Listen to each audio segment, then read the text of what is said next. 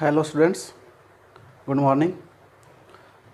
आज हम लेसन 2 से संबंधित जो हमारे लास्ट 2 टॉपिक हैं उन पे चर्चा करेंगे और आज हमारा जो लेसन 2 है वो कंप्लीट हो जाएगा। तो हमारी पूरी कोशिश है कि लेसन 2 के अंतिम जो 2 टॉपिक हैं उन्हें कंप्लीट करके लेसन 2 को समाप्त कर दिया जाए। लेसन 2 से संबंधित जो हमारे न्यूमेरिकल्स हैं उन न्यूमेरिकल्स की चर्चा हम आने वाले वीडियो में करेंगे, लेकिन आप कोशिश ये कीजिएगा जो आप लोगों ने तो टॉपिक पढ़े हैं उन टॉपिक से संबंधित जो आपके फॉर्मूलाज हैं उन फॉर्मूला के ऊपर जो बेस डायरेक्ट न्यूमेरिकल हैं जो सोल्व हो सकते हैं उन न्यूमेरिकल्स को आप सोल्व कीजिए।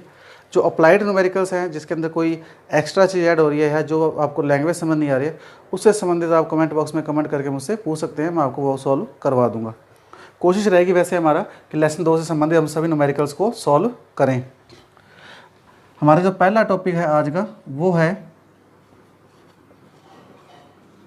समरूप आवेशित चालक के एकांक आयतन की ऊर्जा का सूत्र। एकांक आयतन की ऊर्जा का सूत्र व्यंजक फॉर्मूला।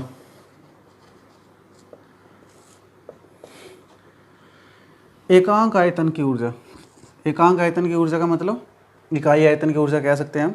टोटल एनर्जी निकाल लें अगर हम पूरे चालक की और उसमें अगर उसके आयतन का भाग कर दें, उसे आयतन से डिवाइड कर दें उस कंप्लीट एनर्जी को जो टोटल हमने निकाली है, तो हमें एकांक आयतन की ऊर्जा प्राप्त हो जाएगी। और एकांक आयतन की ऊर्जा निकालने से पहले हमें टोटल एनर्जी फाइंड करनी पड़ेगी किसी समरूप आवेशित चालक की। बात किसकी की जा रही है? चालक की। तो थोड़ा सा आपको मैं यहाँ कुछ समझा देता हूँ नॉर्मल चीज़ें। जैसे कि ये कोई आपका चालक है और आपने इसे चार्ज दिया शुरुआत में। अब जब आप इसे और चार्ज देंगे और आवेश देंगे तो इन दोनों आवेशों में क्या होगा? प्रतिकर्षण बल। तो इसको प्रतिकर्षित करेगा। तो धीरे धीरे जब इसे आप चार्ज करते रहेंगे तो आने वाला नया चार्ज पुराने वाले चार्ज से क्या होगा? प्रतिकर्षित। तो इसे और चार्ज देने के लिए उस प्रतिकर्षण बल के विरुद्ध हमें क्या करना पड़ेगा? कार्य करना पड़ेगा। जैसे ये चार्ज पहले से विद्यमान था, फिर ये चार्ज आया, तो इन दोनों में प्रतिकर्षण बल लगेगा, तो इसे यहाँ तक लाने में हमें क्या करना पड़ेगा? कार्य। इसी प्रकार अन्य आवेश को भी जब लाएंगे इसके ऊपर, जब इसे आवेशित करेंगे तो जो पूर्व में उपस्थित चार्ज है वो नए चार्ज का आने का विरोध करेगा प्रतिकर्षण बल के कारण, और उस प्रतिकर्षण बल के विरुद्ध हमें क्या करना पड़ेगा? कार्य। और हमारे द्वारा किया गया यही कार्य उस चालक में ऊर्जा के रूप में क्या रहता है? संचित। तो ये इसका पहला मेथड है कि हम इसे और चार्ज देते रहें, और चार्ज देंगे जब इसे तो हमें उस प्रतिकर्षण बल के विरुद्ध जो कार्य करना पड़ेगा वही कार्य इस चालक में ऊर्जा के रूप में क्या हो जाएगा? संचित। लेकिन इस मेथड से हम चालक की ऊर्जा फाइंड करने में थोड़ी प्रॉब्लम फेस करेंगे। क्यों? क्योंकि हम इसे कितना चार्ज देंगे? Q देंगे, 2Q देंगे, 3Q देंगे, कोई एक निश्चित वैल्यू हमारे पास डिफाइन नहीं है। दूसरा, पूर्व में उपस्थित चार्ज के पास जब नया चार्ज लेके जाते हैं तो प्रतिकर्षण बल के विरुद्ध आपको जो एक्स्ट्रा कार्य किया जाता है वो बहुत ज़्यादा किया जाता है। तो सबसे मेन जो प्रॉब्लम है हमारे पास ये है कि हम इसे कितना चार्ज देंगे, इसे कितना आवेशित करेंगे, उसकी कोई निश्चित वैल्यू नहीं है। इसलिए हम इसे इस मेथड से एनर्जी फाइंड नहीं करेंगे। तो फिर हम किस मेथड से करेंगे? हमारे पास एक मेथड और है, सेकेंड मेथड। मान लीजिए ये कोई चालक है स्मॉल r त्रिज्या का और ये समरूप आवेशित है, और समरूप आवेशित है तो चालक को दिया गया संपूर्ण आवेश कहाँ आता है? उसकी सतह पर आता है। चालक है तो संपूर्ण आवेश जब चालक की सतह पर आ जाएगा तो पृष्ठीय आवेश घनत्व आएगा Q sigma is equal to Q upon में S। यदि हम इस चालक जिसकी त्रिज्या R है इसे कंप्रेस करें, दबाव लगाकर इसे कंप्रेस कर दें और छोटा कर दें इसे, ये डैश डैश यानी इसकी त्रिज्या में कमी कर दी हमने dr, तो अब इसकी त्रिज्या जो बची है वो कितनी बची है? r minus D R. पहले r थी और dr हमने कमी कर दी तो कितनी बची? r minus D R. चालक छोटा हो गया। अब हम सोचेंगे कि चालक को छोटा करने हमने कार्य कैसे किया? हमें कार्य करना पड़ेगा। क्यों? क्योंकि जब हम किसी चालक को समरूप आवेशित करते हैं तो उस चालक की सतह के लंबवत बाहर की ओर एक विद्युतीय बल या विद्युतीय दाब कार्य करता है, जो हमने इससे पिछले वीडियो में हल किया था, जिसकी वैल्यू हमने निकाली थी सिग्मा स्क्वायर अपॉन में 2 एप्सिलॉन 0 दाब की वैल्यू या हाफ एप्सिलॉन 0 ई स्क्वायर। तो ये जो विद्युतीय दाब है, ये जो विद्युतीय बल है, ये चालक की सतह के लंबवत कहाँ लगता है, बाहर की ओर। और हम चालक को क्या कर रहे हैं, कंप्रेस कर रहे हैं, संपीड़ित कर रहे हैं। तो हम जो संपीड़ित कर रहे हैं वो हमारी जो संपीड़ित करने की दिशा है वो कहाँ है, अंदर की ओर है। हम इसे संपीड़ित कर रहे हैं अंदर की ओर, जबकि विद्युतीय बल कहाँ लग रहा है, चालक की सतह के लंबवत बाहर की ओर। तो लगने वाले बल की दिशा और संपीड़ित करने की दिशा एक दूसरे की क्या है, विपरीत। तो हमें इस विद्युतीय बल के विरुद्ध क्या करना पड़ेगा, संपीड़ित करने में कार्य करना पड़ेगा। और हमारे द्वारा किया गया यही कार्य उस चालक में ऊर्जा के रूप में क्या हो जाएगा, संचित। दोबारा से डिफाइन कर देता हूँ मैं आपको। जब हम किसी चालक को आवेशित करते हैं तो चालक को आवेशित करने पर जो उस पर पूर्व में चार्ज है वो नए आने वाले चार्ज का विरोध करेगा। विरोध के कारण हमें उस प्रतिकर्षण बल के विरुद्ध कार्य करना पड़ता है, जो उसमें ऊर्जा के रूप में क्या रहता है, संचित। लेकिन हम इसे कितना चार्ज करेंगे हमें ये पर्टिकुलर डिफाइन नहीं है। तो हम इस मेथड से ऊर्जा न निकाल कर दूसरे मेथड से ऊर्जा निकालेंगे। दूसरा मेथड क्या है, ये चालक है जो कि समरूप आवेशित है, इसकी त्रिज्या टोटल कितनी है, r, और हम इसे छोटा करके संपीड़ित कर देंगे। तो हमें कार्य कैसे करना पड़ेगा, क्योंकि विद्युतीय बल लगता है चालक की सतह के लंबवत बाहर की ओर और हम इसे संपीड़ित कर रहे हैं, तो हम बल लगा रहे हैं अंदर की ओर। तो हमारे द्वारा जो लगने वाला बल है वो इस विद्युतीय बल के विपरीत है, तो हमें कार्य करना पड़ेगा इस प्रतिकर्षण बल के विरुद्ध। और जो हम कार्य करेंगे वही ऊर्जा के रूप में क्या हो जाएगा, संचित। तो हम इस मेथड से चालक के एकांक आयतन की ऊर्जा डिफाइन करेंगे। तो उम्मीद करता हूँ आपको ये मेथड समझ आ चुका होगा। तो देखिए अब इसके बाद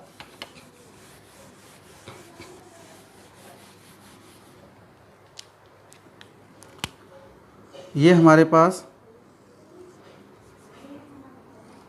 स्मॉल r त्रिज्या का क्या है, एक समरूप आवेशित चालक है।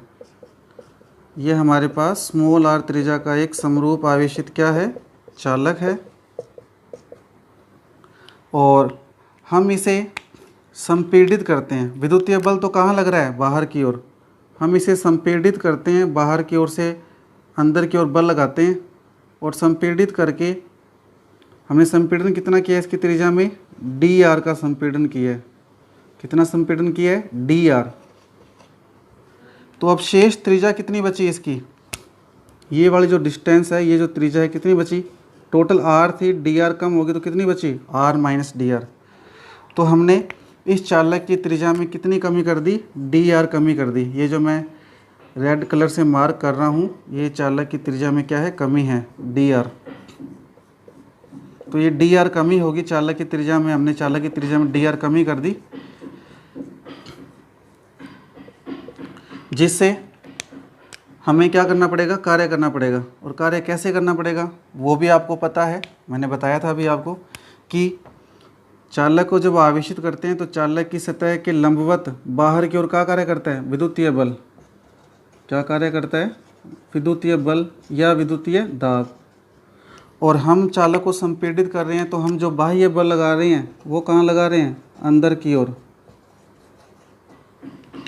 तो हमें इस बाह्य बल के द्वारा विद्युतीय बल के विपरीत क्या करना पड़ेगा, कार्य। और हमारे द्वारा किया गया कार्य ही इस चालक में ऊर्जा के रूप में क्या हो जाएगा, संचित हो जाएगा। तो अब हम इसकी थ्योरी लिख रहे हैं और साथ साथ आपको डेरिवेशन भी करेंगे। तो उम्मीद करता हूँ आपको डायग्राम और इसकी थ्योरी समझ आ चुकी होगी अब तक। थ्योरी में क्या लिखना है आप लोगों को, देखिए ध्यान से। थ्योरी में लिखेंगे, मानना स्मॉल r त्रिज्या का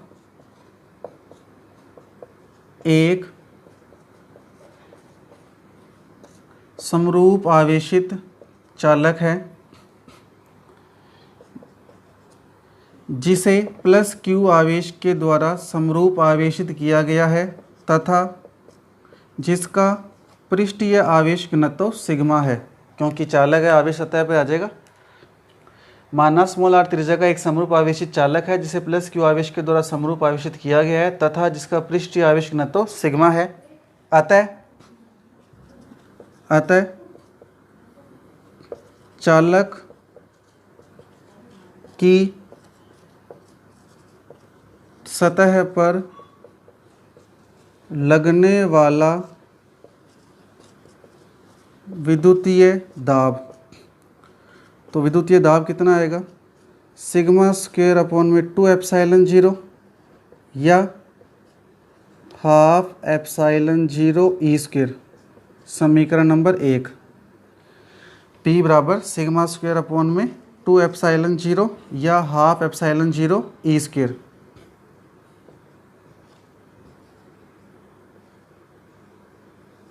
एक ही बात है, क्योंकि दोनों ही वैल्यू हमने फाइंड की थी, पिछले वीडियो में हमने इसको फाइंड किया था। तो ये आपके पास आ गया चालक की सतह पर लगने वाला विद्युतीय दाब। अब नई लाइन से, इसलिए चालक की सतह पर लगने वाला विद्युतीय बल, बल क्या होता है, दाब इंटू क्षेत्रफल। क्यों, क्योंकि P बराबर F अपॉन S होता है एकांक क्षेत्रफल पर लगने वाला बल। तो यहाँ से F आएगा P इंटू एस। P की वैल्यू है आपके पास सिग्मा स्क्वायर अपॉन में 2 एप्सिलॉन 0, दोनों में से कोई भी वैल्यू ले सकते हैं, आपकी मर्जी है, बाय 1 इंटू S क्या है, S है इस समरूप आवेशित चालक का पृष्ठीय क्षेत्रफल, और पृष्ठीय क्षेत्रफल होता है 4 पाई आर स्क्वायर, और त्रिज्या स्मॉल आर है तो आएगा स्मॉल आर स्क्वायर। तो यहाँ आ जाएगा 4 पाई स्मॉल आर स्क्वायर, और ये इक्वेशन नंबर क्या आ गई आपकी 2। तो S की वैल्यू 4 पाई आर स्क्वायर है, समरूप आवेशित चालक का पृष्ठीय क्षेत्रफल, और बाय 1 से हमने P की वैल्यू सिग्मा स्क्वायर अपॉन में 2 एप्सिलॉन 0 यहाँ पुट कर दी। तो ये आपके पास F की वैल्यू है। इसके बाद देखिए क्या होगा,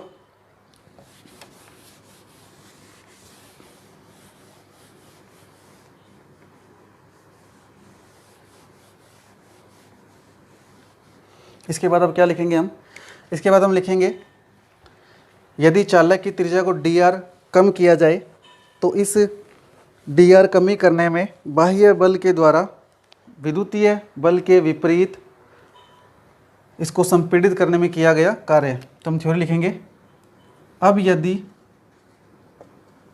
यदि चालक को, अब ये थ्योरी यहाँ मैं लिख रहा हूँ, अब यदि चालक को dr संपीड़ित किया जाए तो विद्युतीय बल के विपरीत, अब यदि चालक को dr संपीड़ित किया जाए तो विद्युतीय बल के विपरीत चालक को संपीड़ित करने में बाह्य बल के द्वारा किया गया कार्य, बाह्य बल के द्वारा किया गया कार्य, कार्य बराबर क्या होता है, बल इंटू विस्थापन, बल की वैल्यू F, विस्थापन की वैल्यू कितनी है dr, हमने कितना विस्थापन दिया है इसको dr, और कार्य क्या हो जाएगा W, क्योंकि विस्थापन अल्प है तो कार्य भी क्या होगा अल्प, तो dW बराबर आ गया F dr।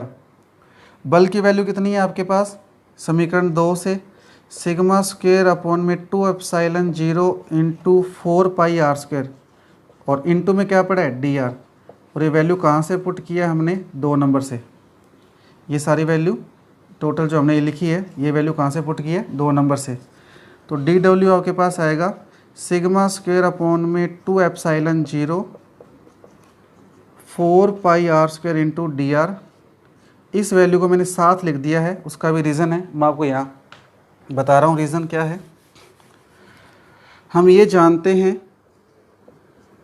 क्षेत्रफल इंटू डिस्टेंस, दूरी जो होता है वो क्या होता है, आयतन होता है।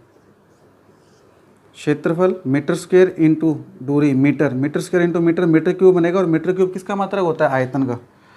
हमारे पास पृष्ठीय क्षेत्रफल है 4 पाई आर स्क्वायर और दूरी है dr, मान ले हम इसको r मान लेते हैं, तो ये R square into R cube बन जाएगा, इसका मतलब ये मीटर क्यूब बनेगा, और मीटर क्यूब किसका मात्रक होता है, आयतन का, तो ये आयतन बनेगा। तो हम यहाँ v लिख सकते हैं, लेकिन हमने यहाँ पे dr कमी करी है, इसलिए मैं r की जगह क्या लिख रहा हूँ dr। तो जब यहाँ डिस्टेंस में कमी होगी तो आयतन में भी क्या होगी, कमी। तो ये 4 pi R square into dr बराबर dv है, ये है क्या वास्तव में, ये है आयतन में हुई कमी, आयतन में हुई कमी, तो क्षेत्रफल इंटू डिस्टेंस जो हमने त्रिज्या में कमी की है वो आयतन के बराबर हुई डीवी के, आयतन में हुई कमी के, तो मैं इसकी जगह क्या डिनोट कर दूंगा डीवी।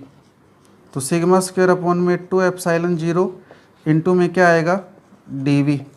ये आपके पास समीकरण नंबर 3 आ गई और आपके पास आ गया किया गया अल्प कार्य। अब मैं ये आपके सामने रब कर रहा हूँ टोटल, और अब हम निकालते हैं किया गया कुल कार्य। तो देखिए इसको लिखेंगे अतः चालक को संपीड़ित करने में किया गया कुल कार्य, अतः चालक को संपीड़ित करने में किया गया कुल कार्य W बराबर क्या आएगा इंटीग्रेशन dW की वैल्यू पुट करो बाय थर्ड कितनी है सिग्मा स्क्वायर अपॉन में 2 epsilon 0 into D. Sigma square upon में 2 एप्सिलॉन 0 कांस्टेंट है, इंटीग्रेशन क्या बचेगा 1 dV, और dV का इंटीग्रेशन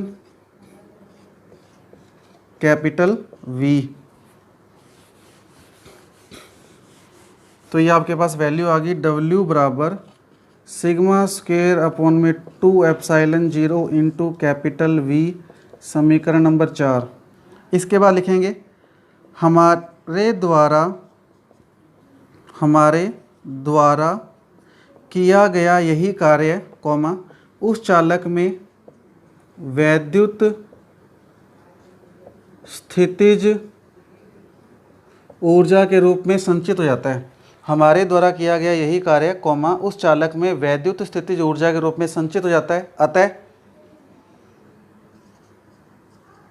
अतः वैद्युत स्थितिज ऊर्जा इज इक्वल टू किया गया कार्य। वैद्युत स्थितिज ऊर्जा को लिखते हैं हम U से, कैपिटल U से भी लिख सकते हैं और पोटेंशियल एनर्जी PE से भी लिख सकते हैं, बराबर क्या आएगा W। और जब हम इसे सॉल्व करेंगे तो ये आएगा कैपिटल U बराबर, और ये वैद्युत स्थितिज ऊर्जा है इसलिए इसके पैरों में लगेगा E इलेक्ट्रिक, तो UE बराबर आ जाएगा आपके पास W की वैल्यू पुट कर दो, कितनी है W की वैल्यू सिग्मा स्क्वायर अपॉन में 2 एप्सिलॉन 0 इंटू V, और ये वैल्यू कहाँ से पुट किया है हमने 4 से। ये आपके पास उस चालक की कुल ऊर्जा आ गई, जो हमने कार्य किया वो कार्य ही उस चालक में ऊर्जा के रूप में क्या हो गया संचित, और संचित हो गया तो उस चालक में संचित कुल ऊर्जा आ गई। सॉरी, हमें निकालनी है चालक की एकांक आयतन की ऊर्जा, तो हम क्या लिखेंगे क्योंकि कैपिटल V आयतन में संचित चालक की ऊर्जा बराबर कितनी है UE, इसलिए एकांक आयतन में संचित चालक की ऊर्जा कितनी होगी UE बटा V। UE की वैल्यू पुट करो सिग्मा स्क्वायर V अपॉन में 2 एप्सिलॉन 0, ये UE की वैल्यू है, कहाँ से पुट की है बाय 5, और अपॉन में क्या पड़ा है V से V क्या हो गया कैंसल, तो ये आ गया सिग्मा स्क्वायर अपॉन में 2 एप्सिलॉन 0, और हम इसे डिनोट करते हैं स्मॉल u से, किससे डिनोट करते हैं स्मॉल u, और ये वैल्यू मोस्ट इम्पॉर्टेंट वैल्यू है आपके सिलेबस की। एकांक आयतन की ऊर्जा मोस्ट इम्पॉर्टेंट है, वैद्युत स्थितिज ऊर्जा एकांक आयतन की सिग्मा स्क्वायर अपॉन में 2 एप्सिलॉन 0, और यदि हम इसी वैल्यू को हल करें हाफ एप्सिलॉन 0 सिग्मा की वैल्यू E बराबर होता है सिग्मा अपॉन एप्सिलॉन 0, यहाँ से सिग्मा की वैल्यू फाइंड करें तो आएगी एप्सिलॉन 0 इंटू E, और ये एप्सिलॉन 0 इंटू जब हम यहाँ पुट करेंगे तो ये स्क्वायर हो जाएगा, तो एप्सिलॉन 0 E स्क्वायर, एप्सिलॉन से एक एप्सिलॉन क्या हो गया कैंसल, तो वैल्यू आई हाफ एप्सिलॉन 0 E स्क्वायर। तो ये आपका पहला टॉपिक कंप्लीट है, किसी चालक जो समरूप आवेशित है उसके एकांक आयतन की ऊर्जा सिग्मा स्क्वायर अपॉन में 2 एप्सिलॉन 0 या हाफ एप्सिलॉन 0 ई स्क्वायर। और ये समरूप आवेशी चालक की सतह पर लगने वाले दाब के व्यंजक के बराबर ही है। दाब का फॉर्मूला भी यही था, सिग्मा स्क्वायर अपॉन में 2 एप्सिलॉन 0 या हाफ एप्सिलॉन 0 ई स्क्वायर। तो ये समरूप आवेशी चालक की कुल ऊर्जा का व्यंजक है। और ये दोनों जिनमें मैं स्टार लगा रहा हूँ, ये दोनों समरूप आवेशी चालक के एकांक आयतन की वैद्युत स्थितिज ऊर्जा, यू का मतलब इलेक्ट्रिक है, वैद्युत स्थितिज ऊर्जा के सूत्र हैं। तो आपका एक टॉपिक है कंप्लीट हो गया। अब हम चलते हैं अगले टॉपिक की ओर। हमारा जो अगला टॉपिक है, अंतिम टॉपिक है हमारे इस लेसन सेकंड का। तो उस टॉपिक की चर्चा करते हैं। वो टॉपिक क्या है?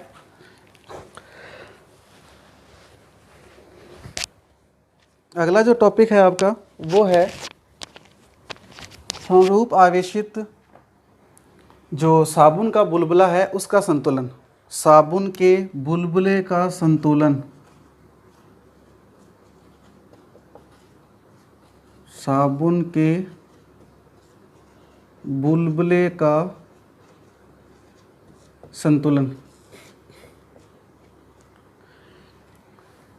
सेकंड टॉपिक और हमारे पाठ का सेकंड लेसन का अंतिम टॉपिक है। साबुन के बुलबुले का संतुलन, ये चीज़ें हमने 11वीं के अंदर पढ़ी है। 11वें टॉपिक था हमारा, वहाँ हमने पढ़ा है साबुन के बुलबुले का संतुलन, साबुन के बुलबुले का दाब अधिक्य, वायु के बुलबुले का दाब अधिक्य। और इस टॉपिक का कोई डायग्राम नहीं है किताब के अंदर, बुक के अंदर, लेकिन मैं आपको डायग्राम बना के ही समझा रहा हूँ इसको। आपको डायग्राम पेपर में नहीं ड्रॉ करना। ये आपका साबुन का बुलबुला है,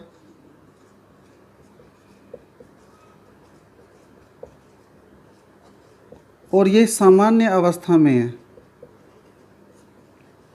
कौन सी अवस्था में है? सामान्य अवस्था। सामान्य अवस्था का मतलब ये निरावेशित है, इसे आवेशित नहीं है किया गया। अभी हमारा टॉपिक है आवेशित साबुन के बुलबुले का संतुलन। ये अभी निरावेशित है, सामान्य अवस्था में है। सामान्य अवस्था को हम कह सकते हैं ये निरावेशित अवस्था में है। साबुन का बुलबुला जो होता है उस पर वायुमंडल की जो वायु होती है उसके द्वारा वायुमंडलीय दाब लगता है, जिसे हम PA से डिनोट करते हैं, एटमॉस्फेयर प्रेशर। किससे डिनोट करते हैं? एटमॉस्फेयर प्रेशर PA से। और जब बुलबुला फूला हुआ होता है तब इसमें एटमॉस्फेयर प्रेशर PA के अतिरिक्त दाब और होता है, जिसे हम PX के द्वारा शो करते हैं, PEX। इसे बोलते हैं दाब अधिक्य। क्या बोलते हैं इसे? दाब अधिक्य, P एक्स्ट्रा। ये भी हमने पढ़ा हुआ है, दाब अधिक्य। और किसी भी साबुन के बुलबुले का जो दाब अधिक्य होता है वो 4T अपॉन में R होता है। T तनाव है, R उसकी त्रिज्या है। ये बुलबुला है जिसकी त्रिज्या कितनी है? R मान लेते हैं। और इस दाब अधिक्य और वायुमंडलीय दाब जो इसके भीतर का है, इसकी दिशा कैसे होती है? बाहर की ओर। इसकी दिशा कैसे होती है? बाहर की ओर होती है। मैं इसे रेड पेन से शो कर देता हूँ। इनकी दिशा होती है बाहर की ओर। अब आप थोड़ा ध्यान से देखें तो ये PA वायुमंडलीय दाब जो बुलबुले पर ऊपर से अंदर की ओर लग रहा है, ये इसको दबाएगा, कंप्रेस करेगा, और अंदर वायुमंडलीय दाब और दाब अधिक्य ये लग रहा है बाहर की ओर, ये इसको फैलाएगा। तो PA से PA तो क्या हो जाएगा? कैंसिल। लेकिन P एक्स्ट्रा, ये दाब अधिक्य बचेगा। तो ये दाब अधिक्य फिर संतुलित किससे होगा? ये संतुलित होगा इस चालक की सतह पर लगने वाले पृष्ठ तनाव बल से। हमने पढ़ा है किसी भी द्रव का, लिक्विड का एक पृष्ठ होता है और उस पृष्ठ का एक खिंचाव अनुभव करता है वो पृष्ठ, जिसे हम तनाव बोलते हैं, तनाव बल। तो साबुन के बुलबुले की जो आउटर सरफेस है ये एक खिंचाव अनुभव करती है, जिसे हम पृष्ठ तनाव बल कहते हैं। तो ध्यान से देखिए, वायुमंडलीय दाब जो बाहर की ओर, बाहर से लग रहा है अंदर की ओर, ये इसे कंप्रेस करेगा। साबुन के बुलबुले के अंदर भी दाब अधिक्य और वायुमंडलीय दाब है, ये इसे बाहर की ओर फैलाएगा। तो PA से PA तो क्या हो जाएगा? कैंसिल। तो बचेगा क्या? P एक्स्ट्रा, दाब अधिक्य। और ये दाब अधिक्य किससे संतुलित होगा? पृष्ठ तनाव बल से, क्योंकि पृष्ठ तनाव बल की डायरेक्शन कैसी होती है, अंदर की ओर होती है, और दाब आधिक्य की दिशा कैसे है, बाहर की ओर। तो ये दाब आधिक्य तो पृष्ठ तनाव बल को बैलेंस कर लेगा और पी से पी क्या हो जाएगा, बैलेंस। तो हम थ्योरी क्या लिखेंगे, देखिए यहाँ पर सामान्य अवस्था में, डायग्राम सिर्फ समझाने के लिए है, आपको एग्जाम में नहीं बनाना, सिर्फ थ्योरी ही लिखनी है। तो क्या थ्योरी है, सामान्य अवस्था में, सामान्य अवस्था का मतलब आप लोगों को मैंने यहाँ लिख दिया है, निरावेशित है। आप लिख सकते हैं सामान्य अवस्था के ब्रैकेट में निरावेशित। सामान्य अवस्था में साबुन के बुलबुले का दाब आधिक्य कॉमा पृष्ठ तनाव बल के द्वारा संतुलित हो जाता है, अर्थात दाब आधिक्य बराबर पृष्ठ तनाव बल। दाब आधिक्य को लिखते हैं पी एक्स्ट्रा से, और साबुन के बुलबुले का पृष्ठ तनाव बल होता है 40/r।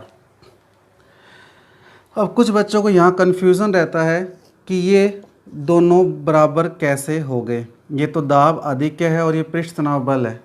तो देखिए दाब आधिक्य का मतलब तो एक्स्ट्रा है, दाब का फॉर्मूला होता है P बराबर F/s या A। तो इसका मात्रक बनेगा न्यूटन प्रति मीटर स्क्वायर, बल का मात्रक न्यूटन और क्षेत्रफल का मात्रक मीटर स्क्वायर, तो न्यूटन प्रति मीटर स्क्वायर। अब ये 4 तो कांस्टेंट है, बराबर देखते हैं आएगा कि नहीं आएगा। 4 कांस्टेंट है।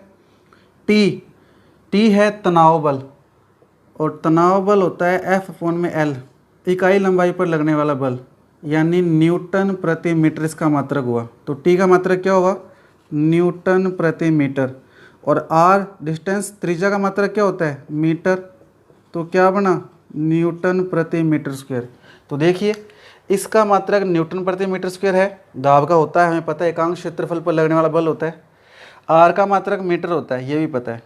T होता है तनाव बल, और वो होता है इकाई लंबाई पर लगने वाला लंबवत बल, यानी न्यूटन प्रति मीटर। तो मीटर इंटू मीटर क्या हुआ, मीटर स्क्वायर, तो दोनों वैल्यू इक्वल है, इसका मतलब दाब आधिक्य बराबर पृष्ठ तनाव बल। तो ये जनरल इन्फॉर्मेशन थी, कुछ बच्चों को कन्फ्यूजन होती है इसलिए यहाँ पे आपको मैंने समझा दिया अलग से। तो ये सामान्य अवस्था की कंडीशन है कि दाब, वायुमंडलीय दाब से वायुमंडलीय दाब बैलेंस हो गया, और जो इसके अंदर का दाब आधिक्य है वो साबुन के बुलबुले के पृष्ठ तनाव बल से क्या हो गया, संतुलित। तो सामान्य अवस्था ब्रैकेट में निरावेशित अवस्था में साबुन के बुलबुले का दाब आधिक्य कॉमा पृष्ठ तनाव बल के द्वारा क्या होता है, संतुलित। तो ये कंडीशन आ गई। अब यदि हम थ्योरी लिखेंगे, अब यदि साबुन के बुलबुले को आवेशित किया जाए तो विद्युतीय दाब भी दाब आधिक्य की दिशा में ब्रैकेट में चालक की सतह के लंबवत बाहर की ओर, ब्रैकेट बंद। अब यदि साबुन के बुलबुले को आवेशित किया जाए तो विद्युतीय दाब भी कॉमा दाब आधिक्य की दिशा में ब्रैकेट में चालक की सतह के लंबवत बाहर की ओर कार्य करता है, अतः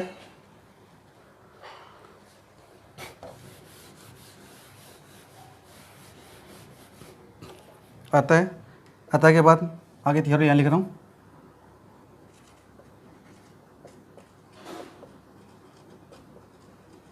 दाब आधिक्य प्लस विद्युतीय दाब बराबर पृष्ठ तनाव बल। अब ये कैसे, अभी देखिए ध्यान से,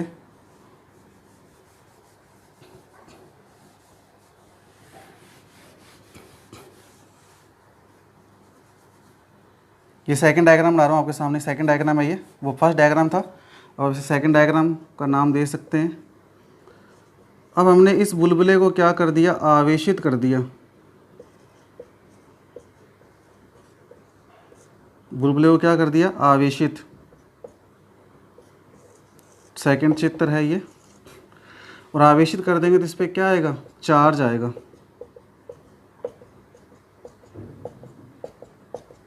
और ये चार्ज इसकी सतह पर आ जाएगा, क्योंकि साबुन के बुलबुले में सरफेस ही होती है, अंदर हवा है। तो हमने साबुन के बुलबुले को क्या कर दिया, आवेशित। वायुमंडलीय दाब तो बाहर से अंदर की ओर लग ही रहा था, वो तो सेम कंडीशन है अभी भी। अंदर वायुमंडलीय दाब और दाब अधिक क्या है, दोनों बाहर की ओर लग रहे हैं, फैला रहे हैं। ये PA से PA बैलेंस हो जाएगा। P एक्स्ट्रा दाब अधिक की दिशा कैसे है, बाहर की ओर, जो मैंने रेड कलर से आपको दिखा रखी है पहले ही।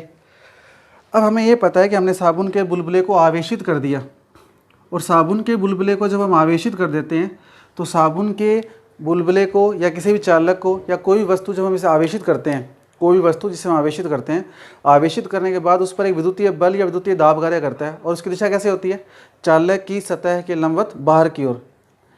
तो इस आवेश के कारण जो विद्युतीय दाब है वो चालक की सतह के लंबवत कहाँ करेगा, बाहर की ओर। तो हमने ये लिखा है देखो, और हमने इससे पिछले 2 टॉपिक पढ़े हैं, दोनों में हमने डिस्कस किया ही है। अब यदि साबुन के बुलबुले को आवेशित कर दिया जाए तो विद्युतीय दाब यार विद्युतीय दाब अधिक्य की दिशा में कैसे, दाब अधिक्य कहाँ लग रहा है, बाहर की ओर। देखिए बाहर की ओर लग रहा है, विद्युतीय दाब भी कहाँ लग रहा है, बाहर की ओर। चालक की सतह के लंबवत बाहर की ओर, ये हम डिस्कस किया हुआ है, कार्य करता है। तो देखिए PA से PA कैंसिल हो गया था। अब जब हमने आवेशित नहीं किया था तब तो दाब अधिक्य P एक्स्ट्रा पृष्ठ तनाव से संतुलित था, क्योंकि एक बल ये था और एक ये था। अब कितने बल हैं, PA से PA कैंसिल, एक तो दाब अधिक्य है जो बाहर लग रहा है, एक पृष्ठ तनाव बल है जो अंदर लग रहा है, और एक विद्युतीय दाब है जो बाहर लग रहा है। तो 2 बल लग रहे हैं बाहर की ओर और एक लग रहा है अंदर की ओर। बाहर कौन कौन सा लग रहा है, दाब अधिक्य प्लस विद्युतीय दाब, ये भी बाहर लग रहा है। तो इन दोनों का जोड़ क्यों किया है, क्योंकि इन दोनों की डायरेक्शन एक ही दिशा में है। तो दाब अधिक्य प्लस विद्युतीय दाब बराबर पृष्ठ तनाव बल। और हम इसके ब्रैकेट में लिखेंगे, क्या, यह हम यहाँ लिखते हैं, अतः संतुलन अवस्था में। अभी संतुलन अवस्था का क्या मतलब है, अतः संतुलन अवस्था के बाद हमने लिखा दाब अधिक्य प्लस विद्युतीय दाब बराबर पृष्ठ तनाव बल। तो यहाँ संतुलन अवस्था का मतलब है जब ये बुलबुला फूटेगा नहीं, जब हम इसे आवेश दे रहे हैं धीरे धीरे, तो आवेश देंगे तो विद्युतीय दाब बाहर की ओर लगेगा, तो उसकी जो सतह है वो खिंचाव अनुभव करेगी बाहर की ओर, और वो फूट भी सकता है। लेकिन जब तक फूटेगा नहीं तब तक ये दाब अधिक्य जो बाहर की ओर लग रहा है और ये विद्युतीय दाब जो भी बाहर की ओर लग रहा है, इन दोनों का योग पृष्ठ तनाव बल के जब तक बराबर रहेगा तब तक वो बुलबुला नहीं फूटेगा, अर्थात वो कौन सी अवस्था में रहेगा, संतुलन अवस्था में। तो हमने लिखा है संतुलन अवस्था में विद्युतीय दाब प्लस दाब अधिक्य बराबर पृष्ठ तनाव बल। दाब अधिक्य क्या है, P एक्स्ट्रा, विद्युतीय दाब क्या होता है, सिग्मा स्क्वायर अपॉन में 2 एप्सिलॉन 0, और पृष्ठ तनाव बल कितना है, 40 अपॉन में R। और ये आपकी इक्वेशन नंबर 2। और विद्युतीय दाब की वैल्यू आप लोगों को पता है, सिग्मा स्क्वायर अपॉन में 2 एप्सिलॉन 0 होती है। अब आप लिखेंगे यदि आवेशित बुलबुला, यदि साबुन का आवेशित बुलबुला, यदि साबुन का आवेशित बुलबुला फूट जाए, जब साबुन का आवेशित बुलबुला फूट जाएगा उस कंडीशन में क्या होगा, बुलबुला फूट गया, इसका मतलब अंदर का जो प्रेशर था वो वायुमंडल में रिजोल्व हो गया, मिक्स हो गया, इसका मतलब दाब अधिक्य कितना हो गया, 0। तो P एक्स्ट्रा दाब अधिक्य कितना हो जाएगा, 0। समीकरण 2 में पुट कर दो ये value, 0 plus sigma square upon 2 epsilon 0 is equal to 40 upon में आर।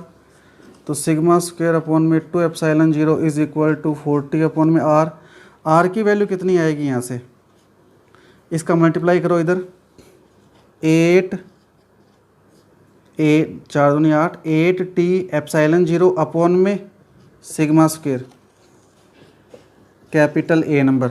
ये आर की वैल्यू है। यहाँ से 2-3 चीज़ें पूछ सकता है वो, आपको आर की वैल्यू पूछ सकता है, सिग्मा की वैल्यू पूछ सकता है और क्यू की वैल्यू पूछ सकता है। तो आर ये है साबुन के आवेशित बुलबुले की त्रिज्या, साबुन के आवेशित बुलबुले की त्रिज्या का व्यंजक।